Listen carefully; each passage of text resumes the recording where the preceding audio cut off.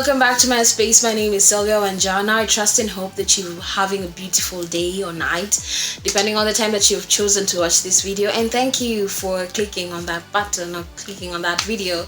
And I'm so excited to be having you guys here. Now, remember, we are doing a crash course on voice acting, and it has been awesome and amazing so far. The last time we did a video, we were talking about voice acting for commercials or commercial voice acting. Now, today we're going to do something that is very, very interesting. We're going to be talking about emotion and intonation. Now, when it comes to voice acting, it requires a lot of emotions and intonations as well. Now, we need to learn and understand how to incorporate them into a voice acting to make us better, okay? To make sure that each and every time you do voice acting, your voice is crisp, okay? Now, let's get into it. Now, we need to understand what emotion is, and we need to understand what intonation is before we get started. Now, emotion is in voice acting involves conveying the feelings and state of mind of a character or narrator through vocal performance. This helps listeners connect with the story and characters on a deeper level. Being able to convey feelings or particular emotions will help you connect deeper with characters. Remember, we are human beings. The best way for us to interact, or we can't interact without emotions being involved.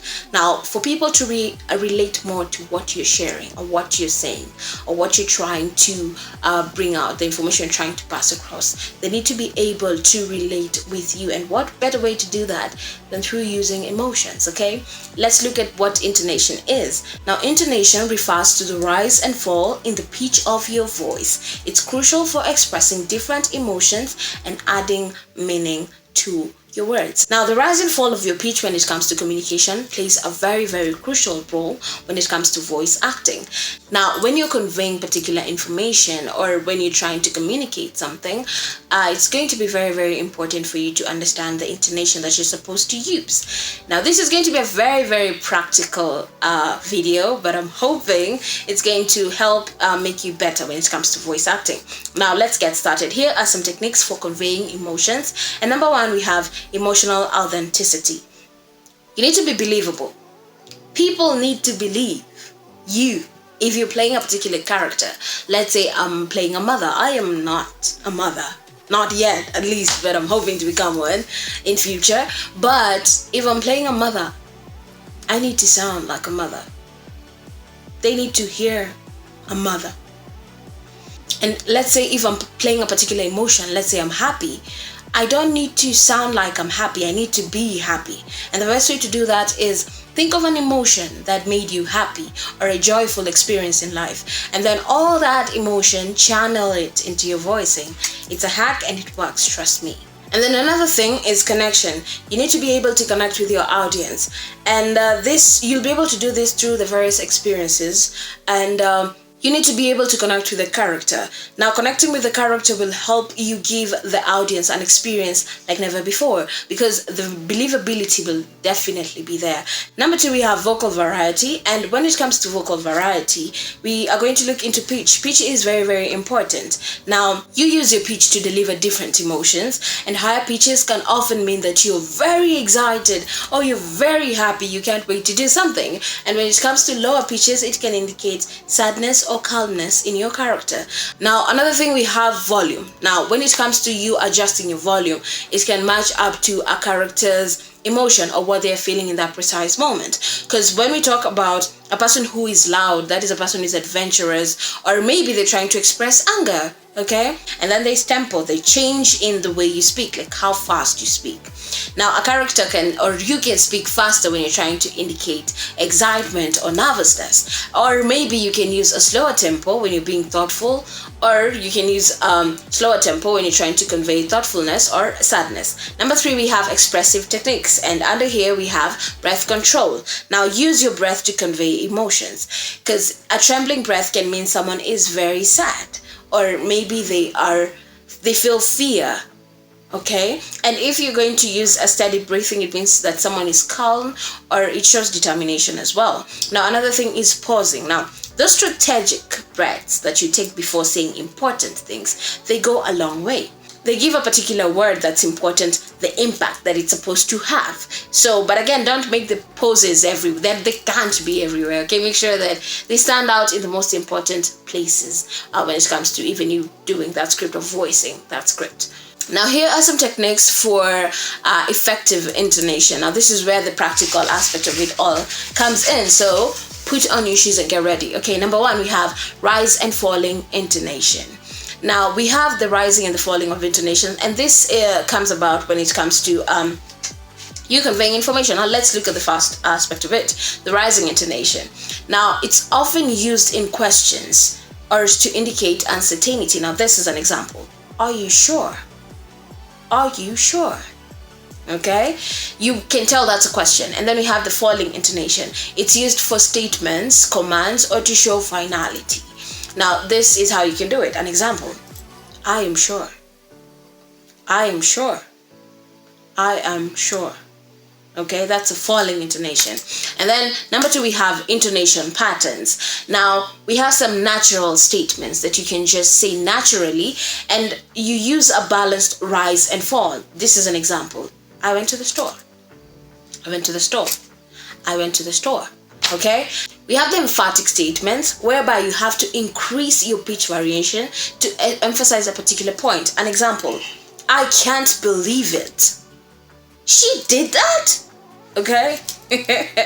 Yeah, so then we have questions, and generally they end with just that rising. Okay, that rise in pitch. Are you coming? Are we eating tonight? Are we going out? See?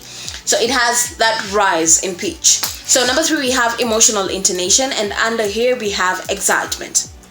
Now, when you're excited, that definitely means your pitch is higher, you have a faster tempo, and you have increased volume.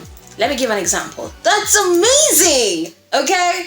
So that's higher pitch, we have the faster tempo, we have the increased volume, because I would say, that's amazing, but I'm excited. So that's amazing! Okay?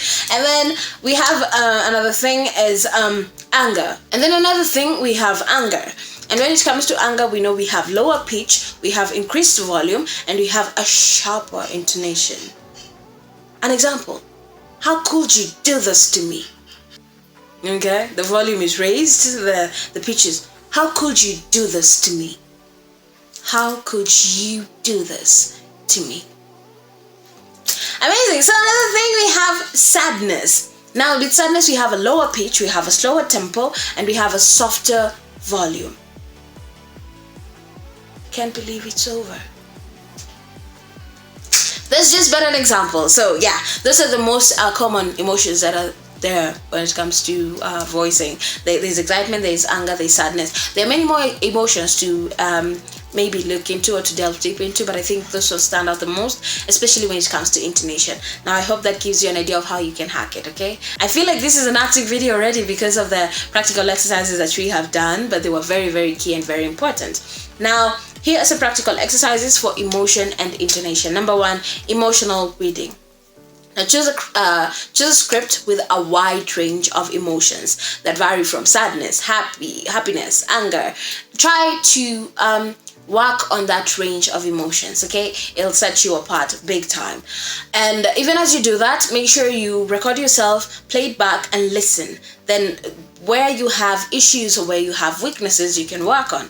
Another thing, number two, is intonation practice. Now, take a neutral sentence and try do it with particular different intonations. Say it as a statement, say it as a question, say it as with excitement, or say it with sadness. I'll give an example. Let's pick the phrase or the statement, I am going to the store. So, I am going to the store. That's neutral. Excited. I'm going to the store. And then sad. I'm going to the store.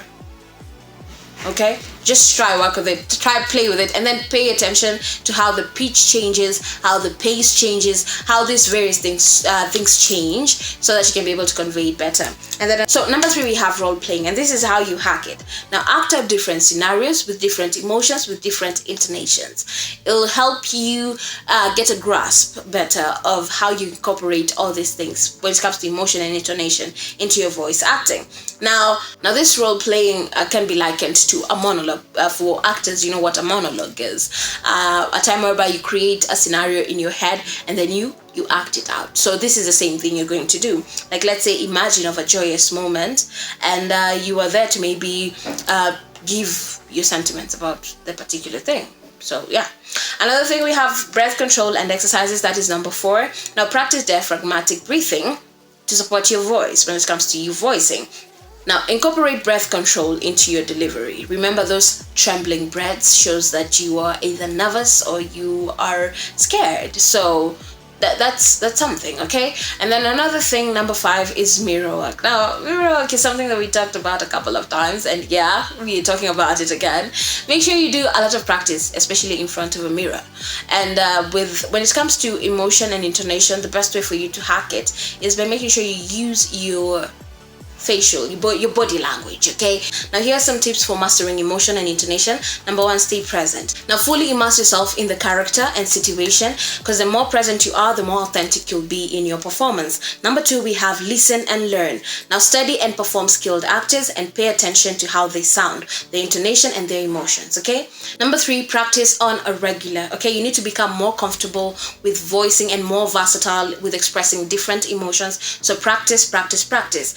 So number 4, get feedback. Seek feedback from your peers and the people who have been in the industry longer to help you refine your techniques. Number 5, record and review. Keep recording yourself, keep reviewing. Note the pointers, where to make improvements, where to get better. And that's it. So that brings us to the end of today's video. I hope you liked it. Make sure you share, like, subscribe, comment, hit that notification bell, and I'll see you guys in the next video. So you can always follow me on my socials. The links are always there. And yeah, bye.